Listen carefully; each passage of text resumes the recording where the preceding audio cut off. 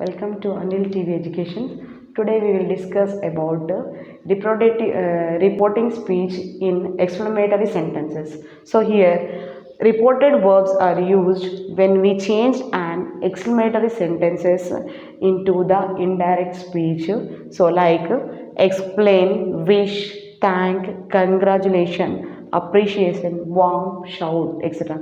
So sudden expressions what we do, that all comes under explanatory marks. So here let us you see here example how, oh, they had lost the match, he said. So here oh is an sudden expression, so it has comes under exclamatory. So here explanatory marks has given. So this comes under direct speech. When it comes to indirect speech, how can, so here it has been expressing something, no, the what are the explanatory mark sentences are that are sudden expressions. So this all comes under expressions. So here he expressed a regret that they had lost the match. So here regret nothing but he worried, so he expressed that they had lost the match.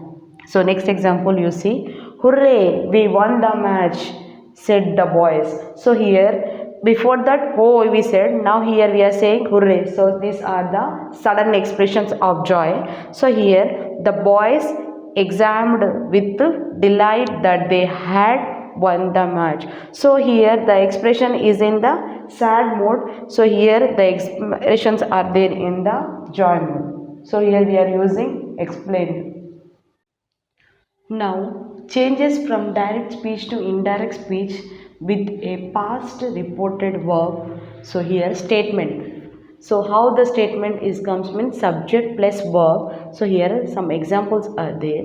He said to me, you are lucky. So here whenever the comma and apostrophe is there means it indicates that it is a direct speech. So here in indirect speech, he told me. So here in present tense said to is changed to told. So he told me that. So here you change to past. So I was, or is changed to was, I was lucky. So here next example, she said my father went to Chennai. So here it is in the direct speech.